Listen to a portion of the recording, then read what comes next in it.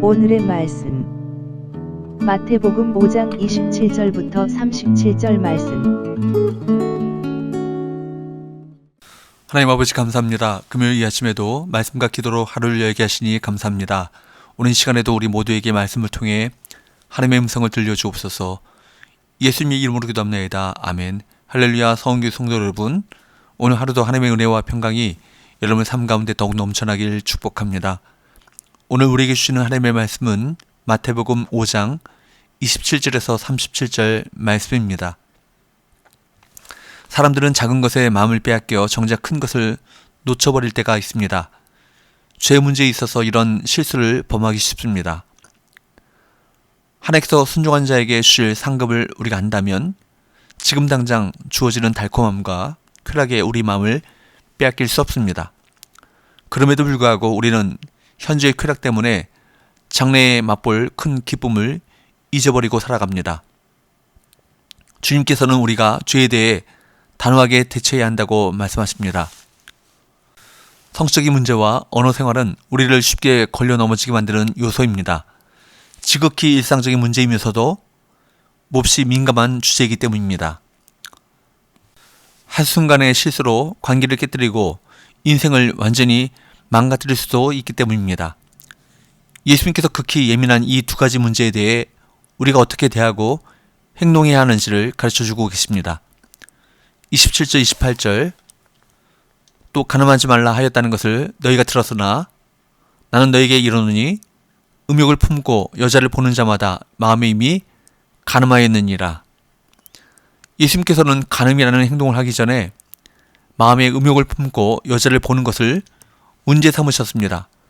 다시 말해서 아직 행동은 하지 않았지만 이미 마음에 음란한 생각을 가지고 더러운 욕정으로 여자를 보는 것 그 자체가 7번째 계명을 범한 것과 같다는 것입니다.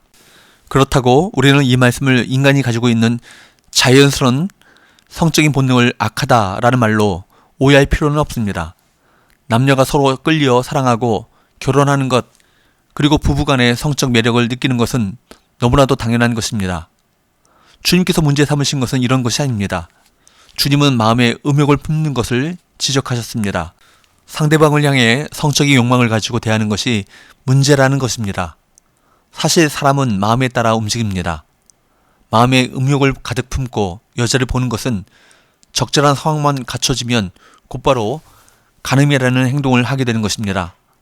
따라서 마음에 음욕을 품고 여자를 보는 것은 이미 간음죄를 범한 것과 같은 것입니다. 그러므로 여러분, 간음죄를 범하지 않으려면 우리 마음을 음란한 생각으로부터 지켜야 합니다. 악한 마귀가 더러운 생각을 집어넣지 않도록 우리 마음을 지켜야 합니다. 그래서 잠언 4장 23절에서는 모든 지킬 만한 것 중에 더욱 내 마음을 지키라고 하셨습니다. 마음을 지키는 것이 얼마나 중요한지 예수님께서는 이어서 이렇게 말씀하셨습니다. 29절 30절 만일 내 오른눈이 너로 실족하게 하거든 빼어내버리라. 내 백체 중 하나가 없어지고 온 몸이 지옥에 던져지지 않는 것이 유익하며 또한 만일 내 오른손이 너로 실족하게 하거든 찍어내버리라. 내 백체 중 하나가 없어지고 온 몸이 지옥에 던져지지 않는 것이 유익하니라. 마음으로 죄를 짓는 것보다 차라리 장애를 갖는 편이 낫다고 하십니다. 죄를 지을 가능성을 아예 없애야 한다는 것을 강조하시기 위해서 극단적 상황을 말씀하신 것입니다. 그렇기 때문에 우리 마음을 빼앗기기 전에 단단히 결심해야 합니다. 눈을 빼어버리고 손을 찍어버리더라도 결코 가정의 소중함을 포기할 수 없다. 내 마음을 음란한 죄로 더럽히지 않겠다. 성적인 유혹을 기어이 이겨나겠다. 결단해야 합니다. 창세기에서 요셉이 보디발의 아내의 유혹 앞에서 도망친 것이 이와 유사합니다. 우리는 유혹과 욕정을 이길 만큼 강력한 의지와 힘이 없습니다. 가능한 죄를 멀리하는 것이 최선입니다. 31절 32절 또 일러스되 누구든지 아내를 버리려거든 이혼 증서를 줄 것이라 하였으나 나는 너희에게 이르노니 누구든지 음행한 이유 없이 아내를 버리면 이는 그로 간음하게 함이요 또 누구든지 버림받은 여자에게 장가드는 자도 간음함이니라. 예수님께서는 당시에 만연했던 이혼 문제에 초점을 맞추십니다. 율법은 이혼할 때 아내에게 이혼 증서를 주라고 명합니다. 이는 억지로 같이 살게 하는 것보다 현실적으로 차라리 헤어지는 것이 나은 경우도 있기에 주어진 법입니다. 그 당시 남성 우월주의 시대 속에서 이혼으로 더 큰 피해를 보는 쪽은 아무래도 여자였기에 남편은 아내에게 이혼 증서를 써주어 합법적으로 재혼할 수 있게 하라고 하였습니다. 그런데 유대인들은 이를 왜곡해 이혼 증서만 써주면 마음대로 아내를 버릴 수 있는 권리가 율법으로 보장되어 있다고 생각했습니다. 이에 예수님께서는 음행의 경우에 이혼하는 것은 곧 간음이라고 선언하심으로써 당시 사람들에게 경각심을 불러일으키셨습니다. 예수님께서는 자신의 욕심을 위해 율법을 이용하는 사람들의 깊은 동기를 꿰뚫어 보신 것입니다. 율법은 선과 거룩함을 위한 것이지 내 이익이나 욕심을 위한 것이 아닙니다. 헛맹세를 하지 말라는 율법 규정에 관하여는 우리 주님께서는 아예 맹세하지 말라고 명하십니다. 33절에서 36절 또 옛사람에게 말한 바 헛맹세를 하지 말고 내 맹세한 것을 주께 지키라 하였다는 것을 너희가 들었으나 나는 너희에게 이르노니 도무지 맹세하지 말지니 하늘로도 하지 말라 이는 하나님의 보좌임이요 땅으로도 하지 말라 이는 하나님의 발등상임이요 예루살렘으로도 하지 말라 이는 큰 임금의 성임이요 내 머리로도 하지 말라 이는 내가 한토록도 희고 검게 할 수 없습니다.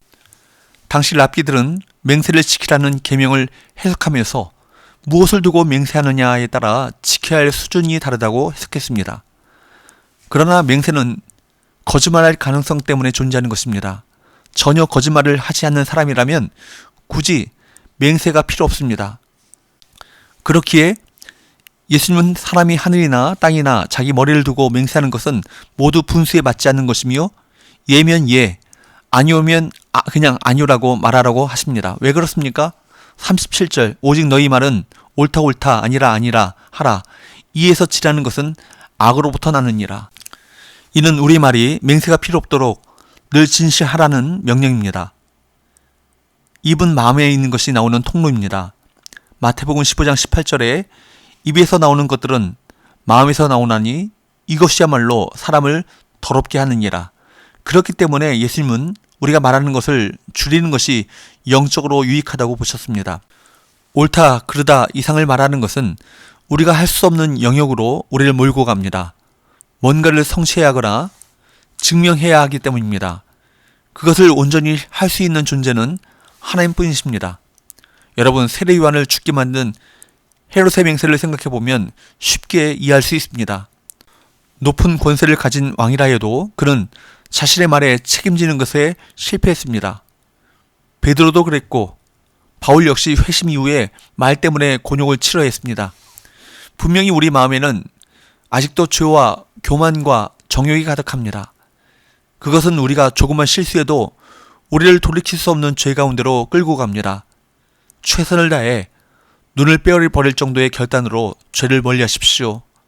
죄에서 도망가고 죄에서 멀어지는 것이 우리가 할 수 있는 죄를 이기는 최선의 방법입니다. 기도합시다. 하나님 아버지, 간음과 거짓말이 난무하는 세상 속에 살아갈 때 거룩의 영이신 성님께서 우리와 함께 하셔서 세상과 다른 진실한 그리스도인의 삶을 살아가도록 우리를 지켜주옵소서. 예수님의 이름으로 기도합나이다. 아멘.